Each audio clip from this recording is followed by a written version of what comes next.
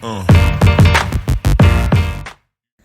Halo, selamat datang di channel YouTube aku, Priska Syagian. Kalian apa kabarnya? Abis nyapa langsung ngagetin. Kalau teman-teman baru pertama kali ke channel YouTube aku, bisa lihat di deskripsi atau about-nya, masuk ke channelnya, lihat about-nya. Siapakah aku ini? Aku ini adalah si gembala sapi. Tinggal uyu alah, kepanjangan intronya. Di video sebelumnya aku bercerita tentang pindah ke benua biru alias benua Eropa, lebih spesifik lagi Berlin. Nah, ini berkelanjutan karena kemarin aku udah cerita bagaimana sih 3 culture shock pertama yang aku hadapi dan bagaimana cara mengatasinya. Aku juga ada cerita gimana caranya untuk jadi akamsi, anak kampung Berlin. Anak kampung sini Berlin. Alah, kepanjangan. Terus di video ini aku mau cerita apa? Di video ini aku mau cerita sesuatu yang lebih seru dan menegangkan. Apakah itu? Di video ini aku akan cerita bagaimana berburu.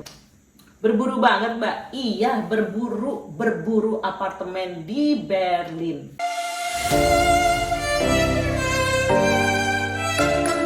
Berburu banget, Mbak. Iya, karena mencari tempat tinggal, apartemen, apalagi rumah di Berlin itu kayak mencari jarum dalam jerami. Susah sekali. Itu bukan perkara mudah, Rudolfo. Iya, bukan perkara mudah karena mungkin sedikit background.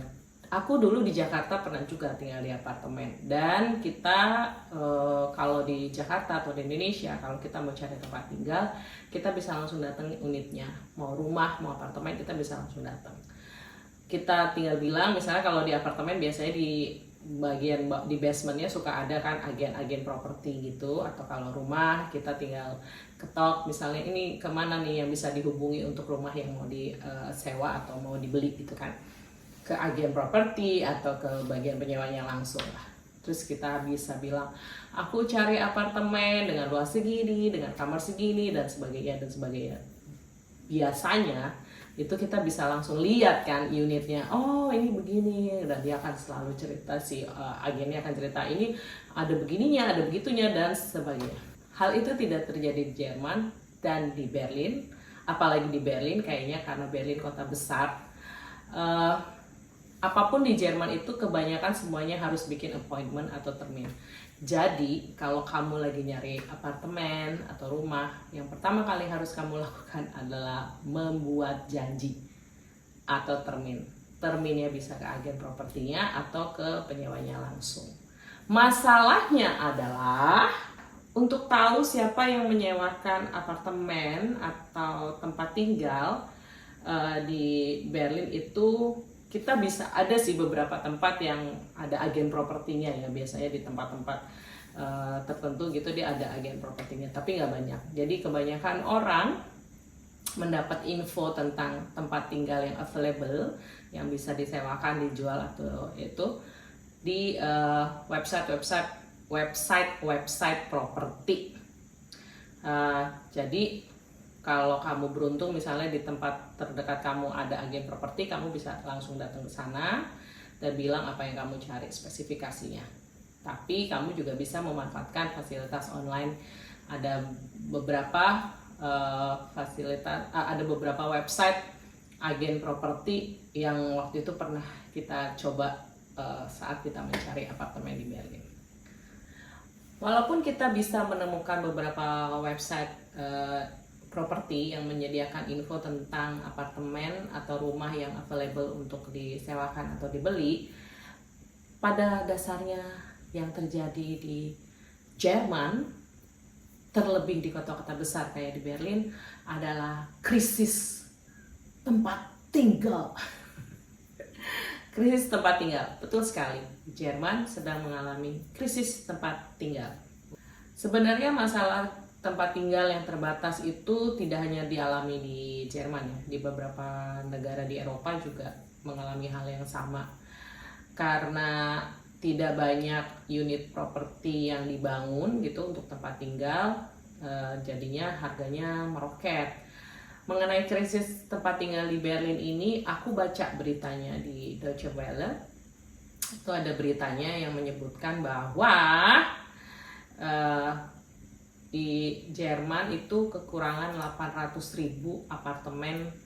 Walaupun pemerintahnya sempat juga untuk diminta untuk terus nge-push pembangunan unit tempat tinggal di Jerman secara keseluruhan dan terutama di kota-kota besar kayak di Berlin. Loh, emangnya bangun apartemen seribet apa sih? Bukannya tinggal bangun-bangun aja? Enggak kayak gitu. Bukan kayak nyusun blok-blok Lego terus langsung jadi apartemen ya. Enggak. Di Jerman ada begitu banyak prosedur ketika unit properti ingin membangun apartemen atau rumah gitu ya. Mereka harus memenuhi berbagai macam standar yang menyangkut tentang lingkungan, area hijau dan sebagainya dan sebagainya.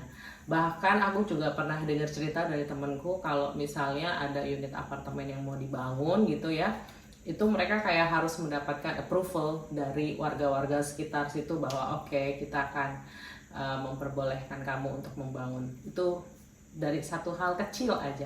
Hal lain juga yang dari berita dari yang aku baca itu adalah karena suku bunga yang tinggi, terus biaya untuk membangun properti juga tinggi banget, bikin si developer nggak punya semangat, nggak ada gairah dia untuk membangun unit-unit tempat tinggal gitu. Jadilah akhirnya yang nyari banyak tapi barangnya nggak ada, ya kan, hukum ekonomi berlaku. Barang yang tersedia tidak mencukupi demand, jadi harganya meroket. Karena harganya meroket, makanya seperti yang aku baca juga di artikel itu, di artikel Deutsche Welle itu, yang menyebutkan bahwa Jerman mengalami krisis tempat tinggal. Di situ dia wawancara orang, dan orang itu sampai menyebutkan bahwa lu kalau berhasil dapet sewa apartemen atau tempat tinggal di Berlin, itu lu kayak menang lotre. Dan itu yang aku rasakan. Itu yang kami rasakan. Fulgoso Rudolfo Alejandro. Loh, kok namanya nama bukan Jerman. Mulai mau curhat, jadi mukanya harus sedikit enggak. Jadi waktu kami pertama kali sampai di Berlin, kami itu tinggal di apartemen sementara, temporary apartemen gitu kan. Apartemen sementara ini full furnished, kamarnya cuma satu, dan luasnya itu sekitar 55-60 meter persegi. Ini fully furnished di tengah kota, kamarnya tapi cuma satu ya. Harganya mahal banget, itu 1.700 euro per bulan. Itu belum termasuk, udah termasuk ya pokoknya itu 1.700 euro per bulan. Berapalah itu kalau dirupiahin, Priska? Kalau ada yang bertanya begitu, tolonglah kau tanyakan dulu ke opung Google itu ya. Ketiklah di Google, berapakah 1.700 euro dalam rupiah ya. Aku malas sekali hitung-hitung karena banyak kali itu kurasa. Jadi kita waktu itu di apartemen temporary itu sekitar 3-4 bulan. Ya, karena banyak kali itu kurasa 1.700 euro. Makanya kami nggak lama-lama di situ ya kan. Kenapa logatku jadi begini? Jadi kita memang dari awal memutuskan untuk tidak lama di fully furnished apartemen ini gitu. Karena kita juga akan mikir untuk membawa barang-barang dari Indonesia. Tapi kemudian kami mendengar kabar juga dari teman-teman kami yang sudah ada di Berlin sebelumnya. Mereka bilang bahwa emang it's very challenging untuk mencari apartemen di Berlin. Karena pertumbuhan apartemennya atau tempat tinggal yang available itu nggak signifikan seperti yang tadi aku udah bilang kan. Ada krisis tempat tinggal di Jerman, khususnya di kota-kota besar termasuk di Berlin. Jadi teman kita juga ada yang cerita kalau mereka tuh sampai ada yang 1 tahun proses pencariannya. Jadi selama 1 tahun itu mereka tinggal di temporary apartemen itu dengan harga yang tentu mahal ya jadinya. Dan itu membuat aku kayak dak-dik-duk der gitu, karena membayangkan bahwa wow, tahun 1000 setiap bulan 1.700 euro dikali 12. Tak bisa aku rasa aku nabung ya kan. Kalau aku tak bisa menabung, mana bisa lah aku beli lipstick ini ya kan. Macam mana pula itu kan. Jadi akhirnya kami berpikir bahwa oke, pahit emang harus ditelan ini. Karena berbekal dari cerita teman-teman itu bahwa mencari apartemen di Berlin tidak mudah, bahkan ada yang sampai 1 tahun gitu, berburu ya kan, berburu lah itu namanya ya kan. Akhirnya kami mengumpulkan begitu banyak strategi lah, begitu banyak strategi. Kita membagi waktu ya, membagi waktu untuk mantengin website agen properti.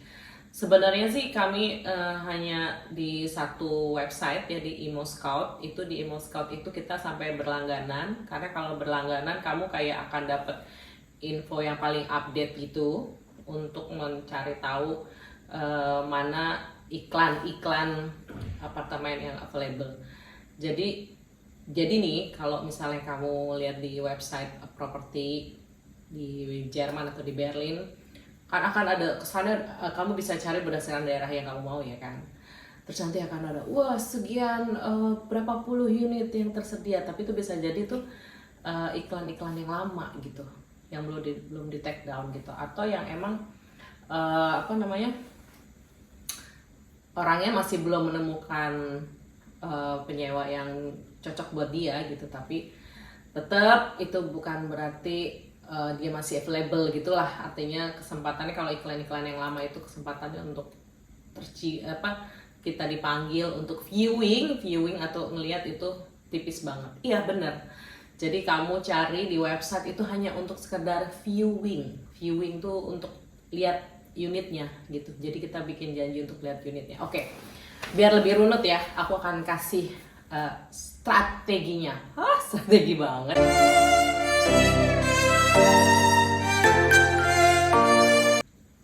Jadi strateginya adalah kami kan sudah memutuskan oke, kami akan berlangganan di satu agen properti website agen properti ini gitu.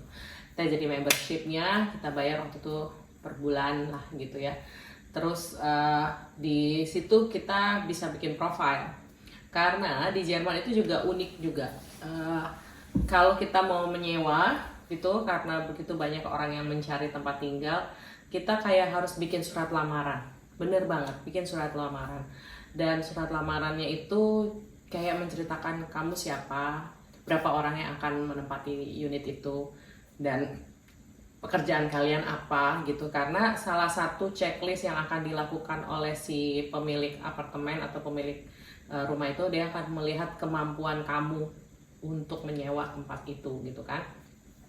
Terus dia juga akan melihat skor kredit kamu gitu. Jadi kita akan diminta untuk melampirkan berkas, dan ada SUFA, namanya SUFA, skor kredit itu, untuk melihat dia nih nggak ada masalah secara finansial. Terus dan itu kayak ada bener-bener kayak ada surat ini loh, apa sih, perkenalan. Jadi waktu itu kita bahkan sampai minta template dari temen, dan juga lihat template yang ada di internet. Kayak kita keluarga baru dari Indonesia, kita punya anak 1, umur segini, dan kami juga suami saya bekerja di sini, saya dulu bekerja di sini. Kami melihat bahwa lingkungan area tempat kami memilih apartemen ini karena ada di area yang kami mau, karena ramah anak-anak, banyak tempat spillplatz kayak gitu-gitu. Dan kita sampai pilih foto yang emang menunjukkan bahwa kami keluarga bahagia. Iya, sampai segitunya. Jadi ketika kamu akan punya profile dan kamu klik, aku tertarik dengan apartemen ini, terus kamu klik untuk minta termin, si orang itu akan lihat profile kamu, akan baca dan melihat berkas-berkasnya gitu kan. Jadinya prosesnya seperti melamar kerjaan ya kan, susah gitu jadinya. Dan kita waktu itu strateginya adalah karena kita mau mendapatkan iklan available apartemen yang terkini, jadi kita bagi shift, macam kerja ya kan, kita bagi shift lah. Karena suami kerja dari pagi sampai sore, jadi pagi sampai sore itu jatahnya aku. Jadi setiap 2 jam sekali, setiap 3 jam sekali aku akan lihat website itu, entah selama 30 menit, selama 1 jam gitu. Cuman refresh, klik, refresh. Jadi itulah yang kami lakukan. Dan bagian malam itu adalah bagian suami untuk memilih mana yang kita mau coba lamar gitu. Ketika kita ngelamar, klik itu sudah otomatis lah. Jadi begitulah strategi. Jadi janganlah ditanya sudah berapa lah apartemen yang kau lamar, ketika itu udah nggak terhitung. Karena ketika itu bahkan sampai awal-awalnya itu sampai gini, oke kita pilih daerah yang tengah kota lah, ya tengah kota biar akses kemana-mana mudah. Kami juga baru pindah, kami nggak tahu Berlin secara garis besar seperti apa. Tengah kota it's much better lah, tengah kota sulit. Terus udah gitu akhirnya kita geser lagi ke areanya, lebih ke tengah pinggir, apa jadi perluas lah areanya ya. Kita jadi lebih mikir, oke, terus kita bandingin kalau di tengah kota segini dengan luas segini, oke ini kayak masuk. Akhirnya begitulah, pokoknya pada intinya kami tuh tidak nonstop memantengi si website itu. Jadi mata kita tuh udah kayak ikan mas koki yang kalau tidur tuh kelopaknya tetap kebuka. Seperti itulah perjuangan dalam mencari hanya untuk mendapatkan jadwal viewing. Jadi kan kita udah punya satu halaman profile di website pencarian properti itu, dan kita bisa masukin berkas-berkas yang bisa membuat si pemilik itu meyakinkan bahwa oke nih orang kayaknya boleh deh untuk memenuhi standar sekedar untuk ngelihat apartemen yang kusewa. Dokumen-dokumennya itu tadi ya, surat lamaran yang kamu menceritakan kamu siapa, kenapa kamu tertarik, kenapa aku harus memilih kau di antara begitu banyak orang yang mencari rumah di Berlin gitu kan. Itu terus harus ada Schufa kredit itu juga untuk mengukur apakah kamu secara finansial aman, dan juga harus ngasih slip gaji. Beberapa ya bahkan ada yang meminta slip gaji. Sekarang jadi mikir ya, ini aman gak sih ngasih semua data-data ini ke orang yang gak dikenal? Satu hal yang positif tentang data pribadi di Jerman lumayan strict gitu, apalagi untuk instansi-instansi yang menampung data-data pribadi orang itu, mereka sangat diikat dengan hukum. Jadi mereka nggak boleh menggunakan itu secara sembarangan karena hukumannya sangat berat. Jadi ya saat itu mikir ya udahlah, oke lah, aman lah ya, bisalah, kita emang harus menyerahkan daripada kita nggak dapat rumah ya kan. Oke, jadi berarti kan segala keputusan ada di penyewa ya. Setelah profile, surat lamaran dan segala berkas-berkas persyaratan kita masukkan, itu semua tergantung dialah apakah dia akan memilih kita untuk hanya sekedar viewing. Ya, viewing hanya sekedar atur jadwal untuk melihat unitnya. Jadi belum tentu kamu udah viewing, belum tentu otomatis kamu dapet gitu loh maksudku. Kan ini emosinya masih kerasa ya. Terus waktu itu kita pernah nih, pertama kali kami mendapatkan jadwal viewing itu kayak sayang ya ampun kita dapet gitu, karena kayaknya waktu itu kayak 2 minggu pertama atau 3 minggu pertama, terus kita kayak optimis, oh ternyata nggak sesusah yang bilang orang-orang gitu kan. Ya udahlah, terus kami semangat dong, udah mana itu tempatnya di tengah kota, terus child friendly areanya, KISS itu neighborhoodnya sangat banyak aman buat anak-anak, banyak spielplatz atau tempat main, dan oke, dengan semangat 45. Dan waktu itu aku inget juga karena temen juga nyaranin itu surat lamarannya yang ada foto keluarga kami bertiga itu di print aja gitu, karena biasanya kalau viewing tuh banyak. Terus kita pikir sebanyak apa sih ya, tapi aku tetap mengikuti saran-saran teman-teman ya, sebagai anak baru ya kan. Kita print, jadi aku bawa map, ada surat segala berkas-berkasnya, siapa tahu dia lupa apa gimana, dan kalau dikasih itu kan kayak bisa mengingatkan dia juga bahwa gestur kita pengen banget loh tempat ini gitu. Datanglah kami kan, dan ternyata literally bejibun. Itu ya beneran ya. Jadi kita dari bawah aja itu kan kayak dia di lantai 1 atau di lantai 2 aku lupa waktu itu. Itu dari luar udah ngantri. Jadi dia udah bikin ininya apa namanya alurnya masuk. Jadi si ini dia kayaknya si agen ya, bukan yang punyanya langsung. Jadi si agennya duduk di tengah-tengah, di ruang tengah. Kan kalau rumah-rumah di Eropa itu biasanya setiap ruangan itu ada pintu-pintu ya, jadi kayak ada hallnya gitu, ada lorongnya. Jadi dia duduk di salah satu ruangan itu, di ruang keluarga gitulah ya. Kita gini kan, wah ya udah kita ikut aja kemana kemana jalur itu membawa ya kan. Jadi yang pertama jalur masuk kamar utama apa namanya dapur, terus keluar dapur, itu benar-benar orang bergerak mengikuti jalur itu gitu kan. Dan itu ngantri. Terus kita udah gini, gila ini bagaimana lah caranya aku bisa membuat dia mengingat aku, kami bertiga ya kan. Terus masuk lagi ke apa dapur tadi udah, terus kamar mandi gitu-gitu sampai akhirnya aku lihat oh ini orangnya, aku kan gini di mana sih orangnya, ini kita cuma datang lihat gitu aja ya. Jadi kayak orang datang lihat keluar, orang datang lihat keluar gitu. Tadinya gue pikir gitu, ternyata ada orangnya di tengah dan dia sudah memegang banyak sekali banyak sekali lamaran. I was like shoot langsung ciut kurasa ya kan. Terus akhirnya tapi aku kayak mencoba aja, kayak aku nyamperin. Dan ini dia juga gongnya, nggak semua orang itu kan bisa bahasa Inggris ya, nggak semua agen properti itu bisa bahasa Inggris. Jadi pada saat gue mencoba membuat gestur yang mau berharap dia bisa inget gue, kayak dia kinda English nggak bisa bahasa Inggris dia. So like okay, akhirnya aku bilang hope you choose us gitu aja. Terus gimana dong, terus pulang, terus aku langsung mulai terus kayak oh my god gitu kan. Terus ada sahabat kita terus nanya gimana gitu kan, itu tadi tuh kayak bukan mau lihat rumah gitu, kayak mau minang gadis gue rasa karena sebegitu. Terus kata semangat, kalian baru 2 minggu 3 minggu aja udah langsung dapet apa namanya jadwal buat viewing, itu good sign. Memang teman gue ini positif banget sih. Terus gue kayak ya udah emang harus dijalani. Kalau diinget ya pengalaman itu gitu ya, saat itu hari itu gue tuh berharap oke lah, gimana kalau kita balik aja lagi ke Jakarta, balik aja lah ke Jakarta, kita cari apartemen di Jakarta aja, gimana tinggal datengin. Kayak yang ada kita malah bingung milih unitnya ya kan, saking banyaknya gitu dan saking mudahnya gitu. Terus kayak ya udahlah ya. Tapi ya memang kami harus mencari jarum dalam jerami.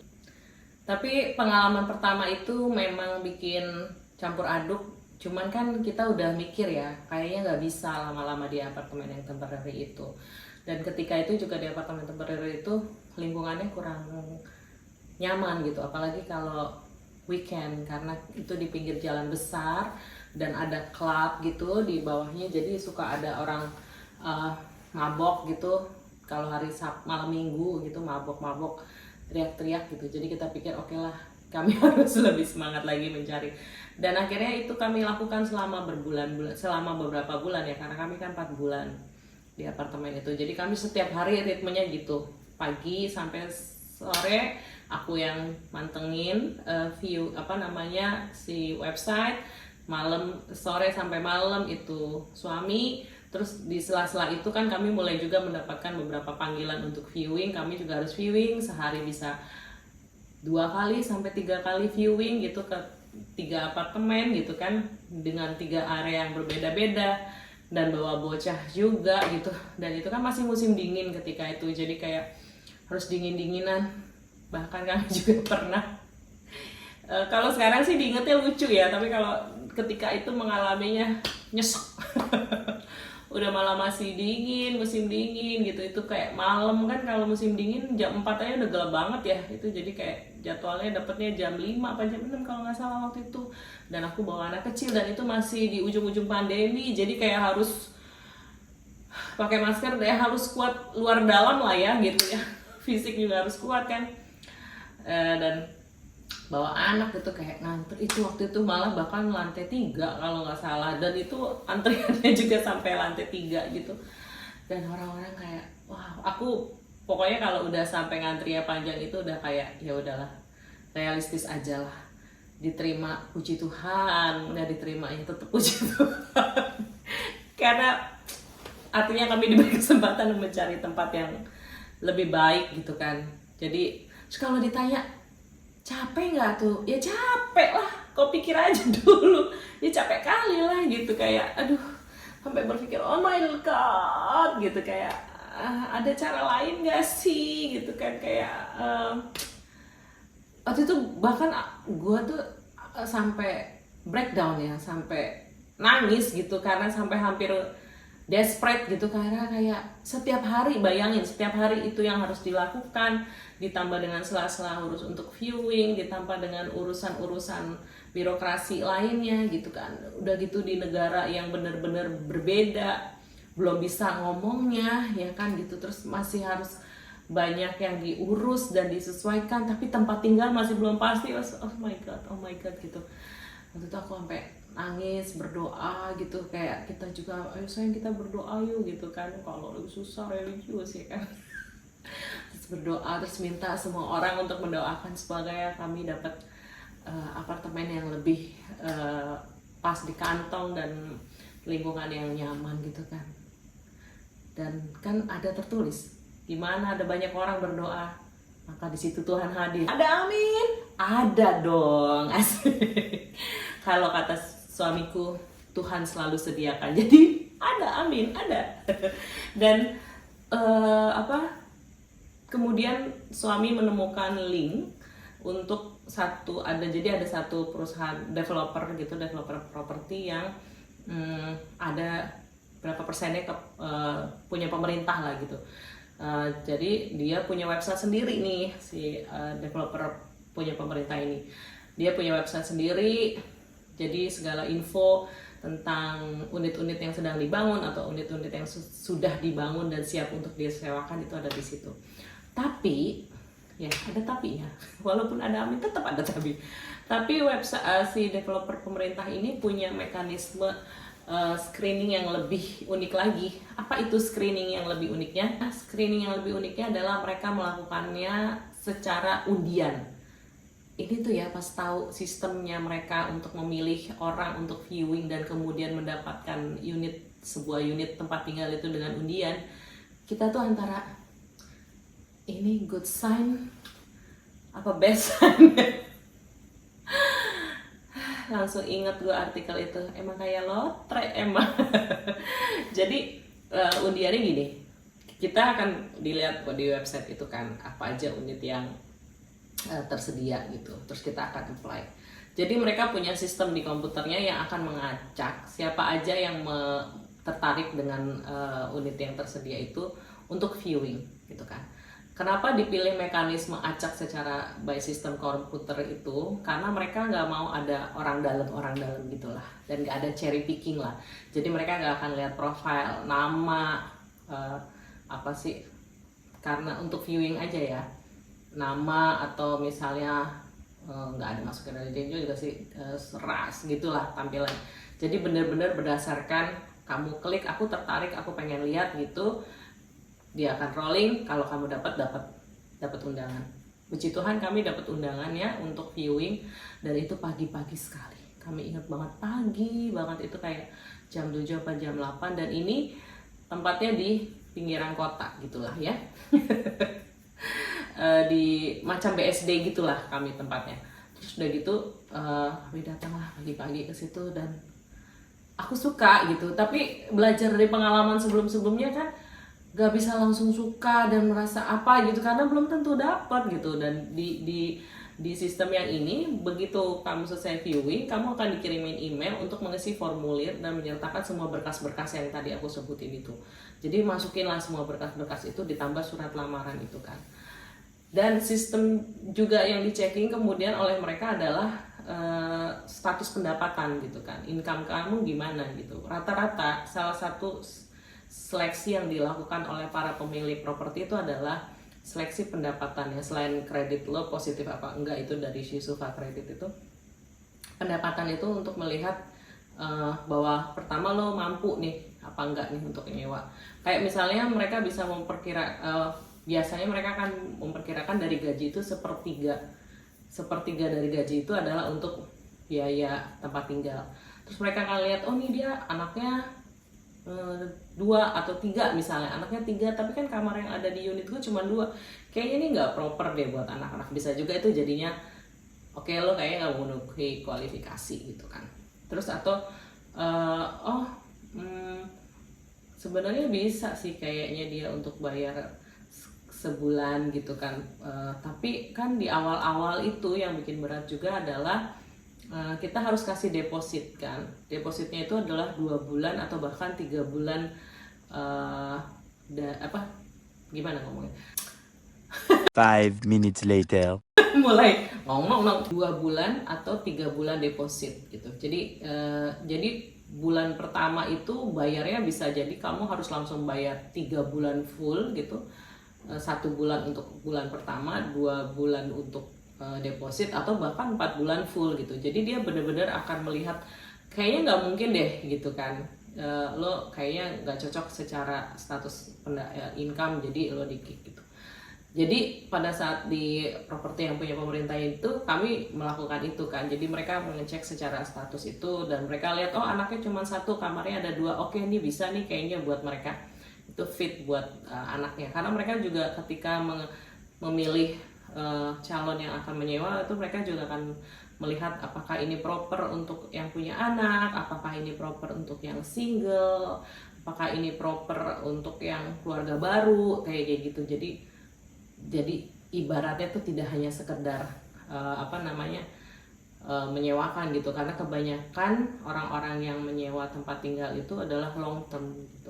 Terutama mereka katanya juga lebih suka yang berkeluarga atau punya anak, karena biasanya kalau udah punya anak kan tempat sekolahnya udah pasti dekat situ, dokternya dan sebagainya, jadi lebih jangka panjang gitu. Jadi mereka nggak perlu pusing-pusing untuk seleksi dan sebagainya. Ya, jadi ya itu puji Tuhan kemudian kami pun lolos seleksi, lolos seleksi yang kedua yang dilakukan secara random, dan kemudian kami dapat info email ya. Aku ingat banget pas pertama kali baca email itu, kata suami, sayang kita kayaknya dapet nih gitu. Dia masih bilang kayaknya ya kan. Hah? Coba lihat. Terus kita baca. Itu setelah kita translate lah ya ke dalam bahasa Inggris. Selamat kamu terpilih, unit yang kamu lihat kemarin bisa dan available untuk kamu sewa. Kalau kamu tetap mau menyewanya bisa datang ke alamat ini untuk melakukan tanda tangan dan sebagainya dan sebagainya dan sebagainya. Itu kita kayak nangis bahagia. Dan ingat banget saat itu langsung kasih tahu sahabat kami yang ada di sini, Filtri dan Firman disebut namanya. Kita langsung kasih tahu mereka, terus kita kayak ayo ini harus dirayakan. Ya kemudian kita datang terus melakukan tanda tangan, dan setelah tanda tangan juga itu kayak rasanya kayak beneran nih kita jadinya dapat tempat tinggal. Iya puji Tuhan banget gitu ya, kayak setelah berbulan-bulan kayaknya begadang, kayak hidup kerjanya hanya ngeliatin website properti gitu untuk melamar, hidup kerjanya hanya viewing, terus ngelamar sana sini, melihat unit-unit yang sempat memikat hati tapi kemudian ternyata tidak berhasil didapatkan gitu. Tapi Tuhan itu baik. Dan Tuhan itu selalu menyediakan. Tuhan sediakan kalau kata suamiku. Karena puji Tuhan banget tempat yang kami dapat ini ya, walaupun ibaratnya BSD-nya Berlin gitu ya, ini adalah bangunan pertama, penyewa pertama. Kami adalah penyewa pertama. Jadi ini benar-benar apartemen baru, unit baru, jadi semuanya baru, dan tempatnya lebih luas dari apartemen yang sebelumnya. Terus kamarnya juga kalau di apartemen sebelumnya yang tempat itu kamarnya cuma 1, jadi kami tidur bertiga empet-empetan. Di sini kamarnya 2, tempatnya lebih luas. Terus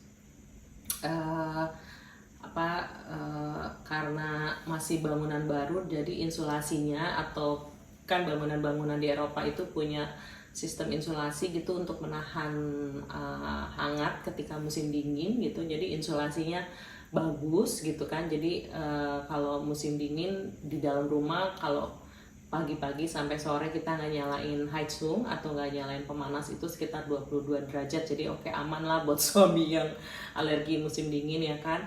Terus karena ini juga unitnya baru, jadi Heizung kita atau pemanas kita itu ditanam di bawah lantai gitu, Fußboden Heizung.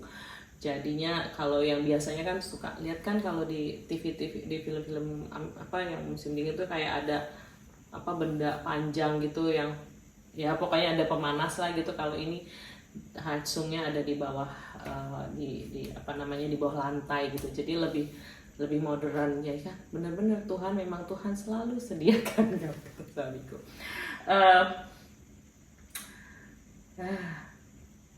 Dan sekarang ini kami tampilan jendelanya aja dulu ya.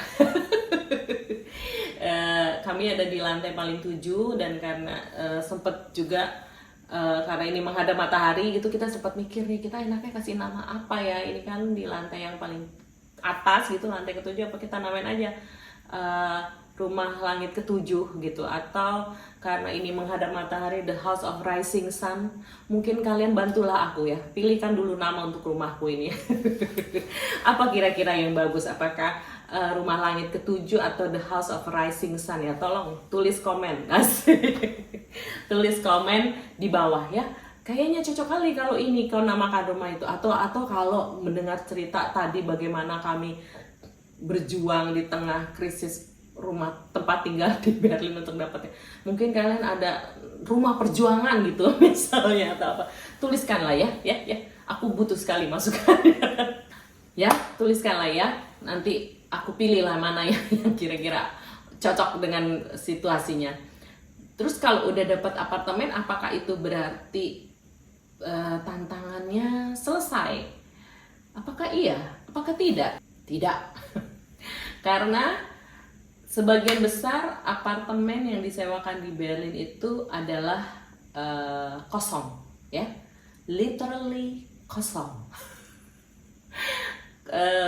Kosong itu kayak yang ada ketika kami masuk ke dalam apartemen kami itu hanya wastafel yang ada di kamar mandi, hanya ada itu, dan lampu-lampu. Dan lampunya juga kayak cuman kabel sama bohlam, udah gitu aja. Iya betul, sekosong itu. Jadi semuanya harus diisi ya, bahkan kayak tempat buat cuci piring di dapur itu kita harus isi, semuanya harus dibangun, rumahnya harus ditumbuhkan sendiri. Nah itu dia tantangannya. Mungkin di video berikutnya aku akan ceritain itu kali ya, bagaimana tantangannya merakit-rakit semua sendiri, karena di Jerman biaya untuk manggil tukang itu mahal. Jadi bagaimana kami harus merakit itu semua sendiri. Oh my god, membayangkannya aja udah bikin aku deg-degan sendiri. Jadi ya mungkin itu satu video sendiri kali ya, untuk menceritakan bagaimana ketika kami masuk itu tak ada apa-apa. Bahkan ini contekannya aja ya, kita sampai awal-awalnya masak di lantai, kompor yang yang satu gitu loh, satu kompor listrik yang satu tungku itu, dan masak di lantai. Nanti lah yang aku ceritakan lah itu ya, udah abis kali energiku mengingat masa-masa aku harus viewing dan liatin website untuk melamar apartemen. Makasih sudah mau dengerin aku berbicara cerita tentang semua daya dan upaya untuk dilakukan mendapatkan tempat tinggal di Berlin ini.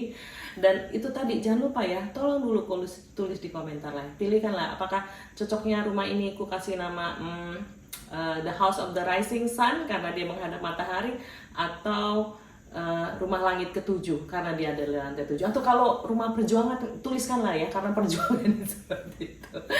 Sampai jumpa lagi ya, jangan kapok-kapok dengerin aku bercurhat-curhat ya, karena ini sudah terpendam selama 2 tahun lebih. baru sekarang diomongin.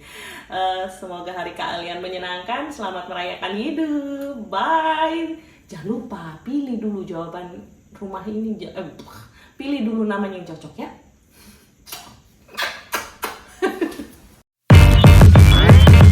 Damn.